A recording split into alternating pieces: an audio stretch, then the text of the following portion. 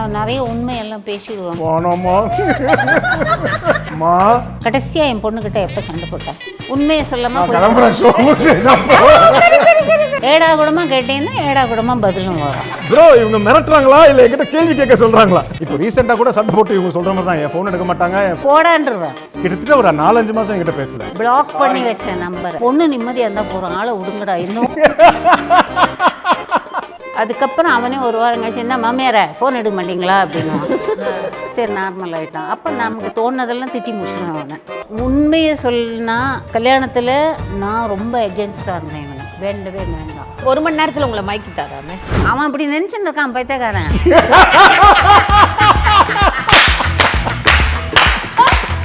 நான் என் பொண்ணை எப்படி வளர்த்துருக்கேன் உண்மையை சொல்லாம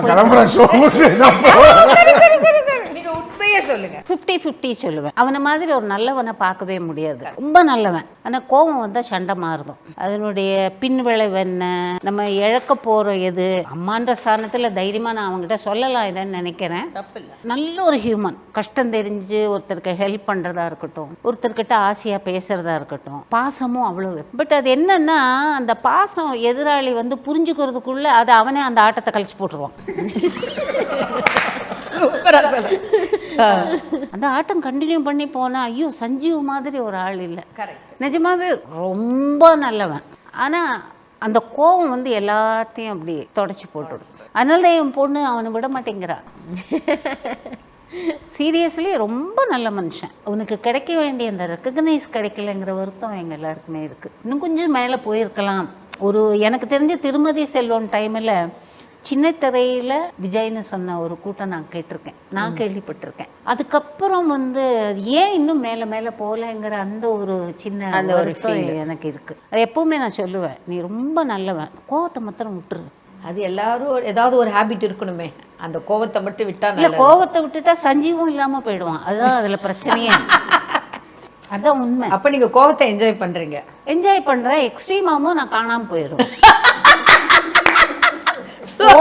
ஃபோனும் எடுக்க மாட்டேன், ஃபோனை சுவிட்ச் ஆஃப் பண்ணி வச்சுடுவேன். நல்ல பியூட்டிஃபுல்லாக பேசுகிறேன். கரெக்ட். ஃபோன் ஆஃப் பண்ணி வச்சுருவீங்க? ஆஃப் பண்ணி வச்சுடுவேன். அதுக்கப்புறம் அவனே ஒரு வாரம் கழிச்சு என்ன மாமியார ஃபோன் எடுக்க மாட்டீங்களா அப்படின்னு. சரி நார்மல் ஆகிட்டான். அப்போ நமக்கு தோணுனதெல்லாம் திட்டி முடிச்சிடுவேன் அவனை.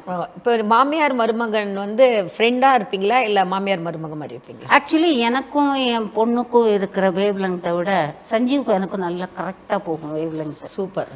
நான் எப்படி ஒருத்தர்கிட்ட வந்து பழகிறேன், ஒருத்தர்கிட்ட எப்படி நான் பேசுறனோ கிட்டத்தட்ட அவன் அதே ஸ்டைல் தான். எங்க 2 பேருக்கு ஒத்து போயிடும். அட் தி சேம் டைம் சண்டை வரும்போது கூட இப்போ ரீசெண்டா கூட சண்டை போட்டு இவங்க சொல்ற மாதிரி தான் என் ஃபோன் எடுக்க மாட்டாங்க, என் ஃபோனை போடான்றுவேன். எக்ஸ்ட்ரீம் சண்டை ஆயிடுச்சு.